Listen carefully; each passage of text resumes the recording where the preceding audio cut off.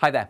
There are emerging signs that the weather could get wintry in places later next week, and there could be some snow in a few spots. More on that in a moment, and the uncertainty associated with it. But first, let's take a look at the cold weather that's already arriving. A widespread frost on Saturday morning. But for most of us, despite the chill in the air, it doesn't get much more wintry than a frost first thing, because for the vast majority it's a crisp autumn day on Saturday. 5, 6, 7 degrees in the afternoon, plenty of sunshine and light winds.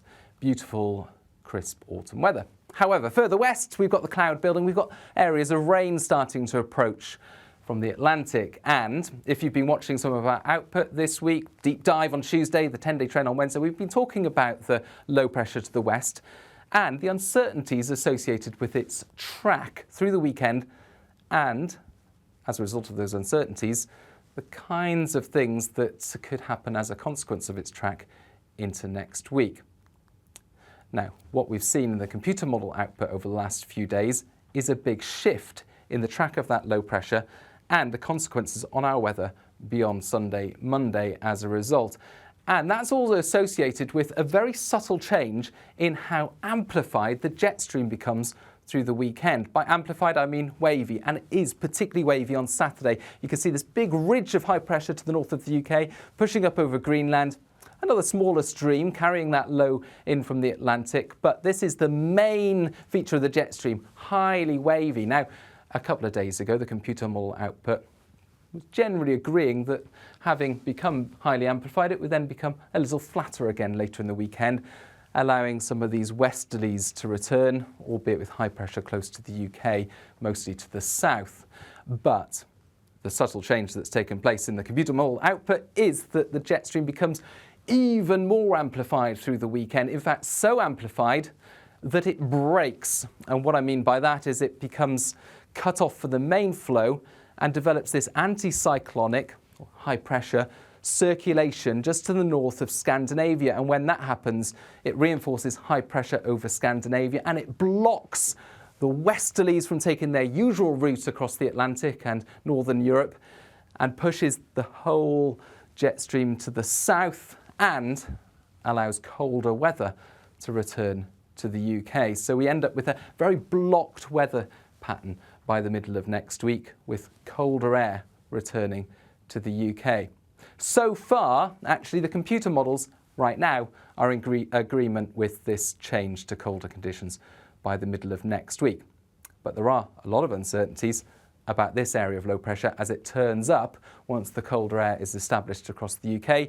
The track and the timing of this low are key in terms of the kind of weather it could bring or may not bring to the UK from Wednesday onwards. So let's take a look in detail. We've got high pressure in charge at first this weekend, crisp autumn day on Saturday as mentioned, but then cloud and rain pushing in from the west associated with this area of low pressure. It turns milder from the west for a time, and it's milder into the start of next week as that low clears the rain from the east, perhaps some heavier rain for a time for southeast England. But because of that area of high pressure to the north of Scandinavia becoming reinforced by the cut-off jet stream, that circulation, enclosed circulation above it, well, it pushes this load further south than we're expecting a couple of days ago, and that's a big, important difference because it leads to cold air returning across the UK from the northeast. Initially, it's cold, dry, bright, just like this Saturday. The return to overnight frost, but for most people, it's sunny skies. But then, on the south shifted jet stream, we've got this low coming along. We've also got another weather front that could bring some cloud, rain and hill snow into the west by Wednesday, but this low is the key feature, and there are some uncertainties about its track. What looks most likely, actually, is that it's going to follow a track into the near continent and not really affect the UK at all. This is a 75% chance. We've still got a weather front moving into the west to bring some outbreaks of rain, sleet and hill snow to the west. And we've still got some showers feeding into the east, and these are likely to turn to snow, initially over the hills, but perhaps at lower levels later next week. But there's a smaller chance that the low to the south will push across the UK, bringing more widespread wind, rain and hill snow.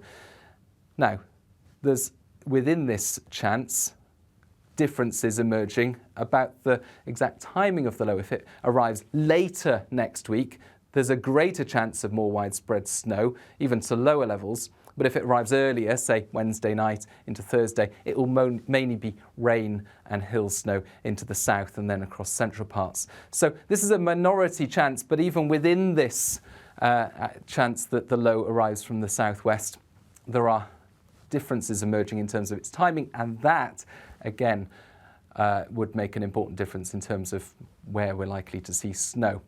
But either way, it looks likely that after a mild and damp start next week, it's going to turn colder again, initially dry, but increasingly through next week, later Wednesday into Thursday and Friday, there is that emerging chance of snow for some, but not for everyone.